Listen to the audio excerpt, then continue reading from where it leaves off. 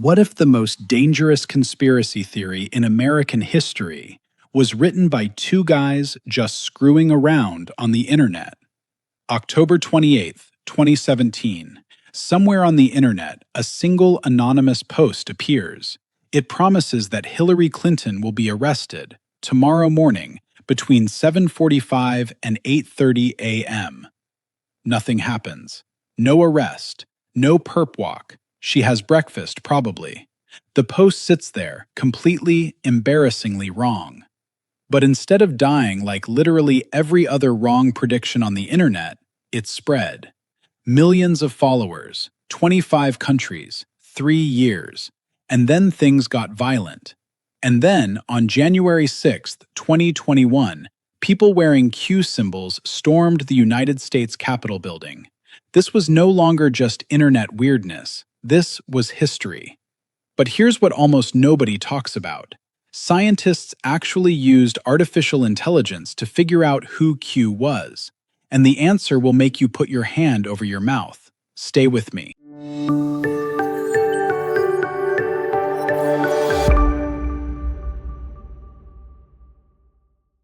To really get QAnon, we gotta go back 1 year, 2016. A conspiracy called Pizzagate was circulating, totally fabricated claims that a D.C. pizza restaurant was a front for a child trafficking ring. False, completely.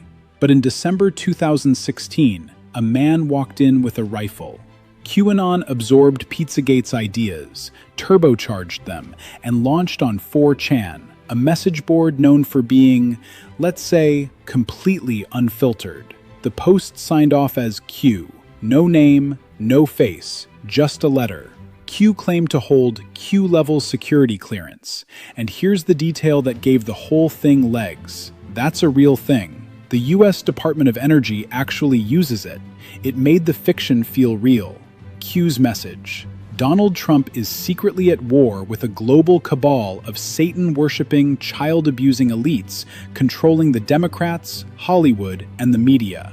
And a day of mass arrests, called The Storm, is coming. The posts, called Q-drops, weren't statements. They were puzzles, cryptic questions, coded references, like a riddle that could mean anything. And that was 100% intentional. In early 2018, Q moved from 4chan to a different platform called 8chan, run by a man named Jim Watkins and operated day-to-day by his son, Ron. That shift? Critical, because Ron Watkins is about to become very important to this story. By 2022, two separate scientific teams, one a Swiss startup called Orphanalytics, one researchers at the prestigious École Nationale des Chartes in Paris, ran machine learning algorithms on all of Q's writing. They fed the AI writing samples from 13 known candidates. Their conclusion: the early Q posts, October through December 2017, were almost certainly written by Paul Ferber, a South African software developer and tech journalist who, weirdly, had been one of the first people online to help spread Q's messages. Then, when Q migrated to 8chan in 2018, the AI's writing signature shifted to Ron Watkins himself, the site's own administrator, the guy literally running the platform where Q was posting. Convenient, right? And then, in HBO's 2021 documentary, Q, Into the Storm, Ron Watkins, on camera, accidentally said he'd spent years carefully crafting information before catching himself. It's one of the most bizarre, accidental, almost confessions in film history. Okay, before we go deeper, I genuinely need to know something. Drop it in the comments right now. Did you know anyone personally who got pulled into QAnon? Or, be honest, did you ever almost fall for it yourself? No judgment. The comments on this one are going to be insane. So here's what blew my mind. The real question isn't, how did people believe this? The question is, why do any of us believe anything? And the answer involves your brain doing something it was literally evolved to do. Your brain is an absolutely insane pattern recognition machine. That's not a flaw. That's what kept your ancestors alive. The ones who saw the rustling bush and thought, predator, lived. The ones who shrugged didn't. EEG studies. That's where they stick electrodes on your skull and watch your brain's electrical activity. Found that people prone to conspiratorial thinking show reduced activity in the frontal cortex. That's the part responsible for critical thinking. Lower activity there? More likely to make random connections and find meaning in noise. QAnon did 4 things perfectly. First, it grabbed attention with threat narratives. Danger, hidden enemies, and that floods your brain with dopamine. Your brain literally gets high off feeling like it spotted the predator in the bush. Second, it weaponized confirmation bias. Once you accept the premise, everything becomes evidence. Trump tweets something vague, Q signal. A celebrity wears red shoes, secret symbol. A story doesn't fit, media manipulation. Nothing could ever disprove it. Researchers call that unfalsifiability, and it's the exact same mechanism that keeps doomsday cults alive after their predicted apocalypse doesn't happen. Third, it turned believers into solvers. Q didn't tell people what to think, it gave them puzzles to decode, and solving puzzles releases dopamine. Researchers documented what they literally called pattern addiction. Once your brain is rewarded for finding hidden meaning, it can't stop seeking it. And fourth, this is the one that really got me. A meta-analysis of 170 studies covering over 158,000 participants found that the biggest predictor of conspiracy belief wasn't stupidity or mental illness. It was unmet psychological needs, the desire to feel safe, to feel special, to feel like your group knows the truth. So the followers weren't dumb, they were human. In 2019, just 2 years after the first Q drop, the FBI formally labeled QAnon a domestic terrorism threat. That is not a label the FBI hands out easily. Between 2018 and early 2021, researchers documented at least 22 QAnon-related violent incidents in the United States. 13 targeted private individuals, 8 targeted government entities, 1 targeted a religious institution. A man in a homemade armored vehicle blocked the bridge near the Hoover Dam, demanding the deep state release documents he believed were being hidden. Real armored vehicle, real bridge, real guns. This was not a metaphor. But all of this was just prelude. On January 6, 2021, the metaphor collapsed. People who believed the storm was real showed up at the United States Capitol, with flags, with weapons, with Q symbols, and they went inside. The image that defined the day for QAnon.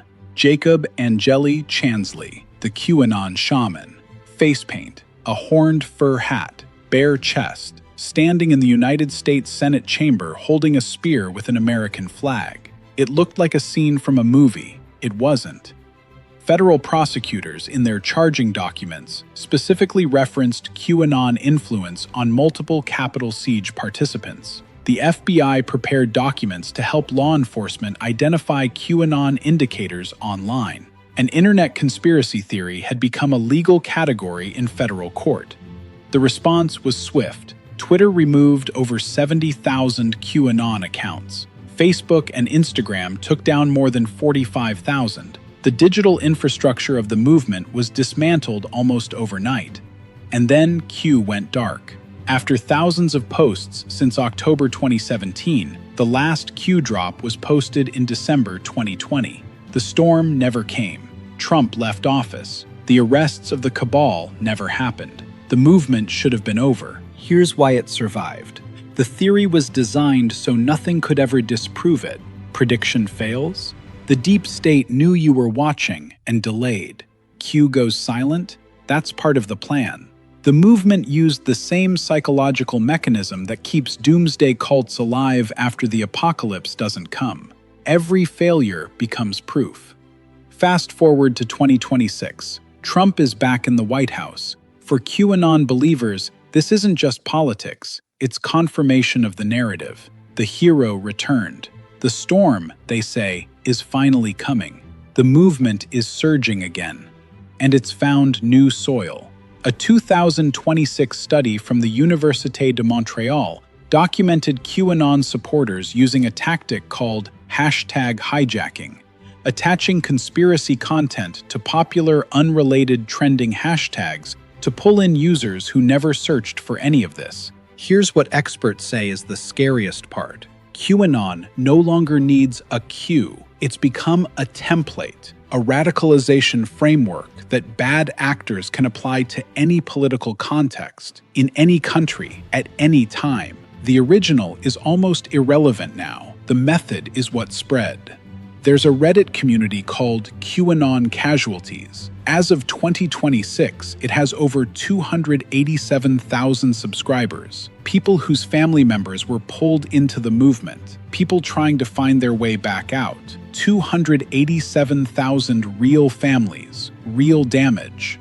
So can people leave? The neuroscience says yes, but here's the weird part. The way to help someone exit a conspiracy belief is not to argue with them about facts. Because when a deeply held belief is challenged, the emotional brain ramps up while the logic centers quiet down. Direct argument makes people dig in harder. What actually works, according to the research, is addressing the emotional need underneath the belief. The need to feel safe, to belong, to make sense of the world. Heal those needs through genuine connection and trust, and the conspiracy scaffolding loses its structural support. The problem? That takes time, and patience, and real human relationship. The exact things the algorithm is designed to replace. Here's the part that should actually make you uncomfortable. The same algorithm that fed you this video, the one that dangled breadcrumbs to keep you watching, works on the same psychological principles as the cue drops. Pattern, reward, next piece, stay. The difference is what's waiting at the other end of the rabbit hole. QAnon started as one anonymous post on October 28, 2017, almost certainly written by two guys on the internet, not a government insider. Within 3 years, millions of followers, 25 countries, 22 documented violent incidents, a domestic terrorism designation from the FBI, and a direct documented role in the January 6th attack on the US Capitol. It's 2026, it's back, and it doesn't need Q anymore. Stay skeptical, not paranoid, skeptical. There's a real difference. If this changed how you think about information on the internet, even a little bit, hit subscribe and drop a comment. What do you think is the next conspiracy theory that could go this big? I read every single one. I'll see you down there.